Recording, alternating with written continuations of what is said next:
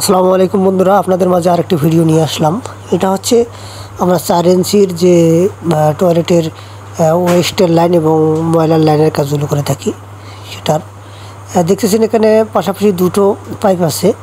একটা হচ্ছে যে গোসলখানার যে গোসলের পানিগুলো বা ওয়েস্ট ব্যবহারের পানিগুলো বের হয়ে যাবে, আমরা সেখানেও একটি লং ট্রাপ ব্যবহার করেছি। আপনারা দেখতেছেন এই আমার বাম সাইডে যেটা দেখতেছেন এবং ডান সাইডে যে পাইপের মাথাটি দেখতেছেন এইটা হচ্ছে লো প্যান বসবে এখানে, লো কমোডের অপশন করেছি। আর এইটা দেখতেছেন এটা ওয়েস্টের লাইন হবে, এখানেও আমরা লং ট্রাপ দিয়েছি।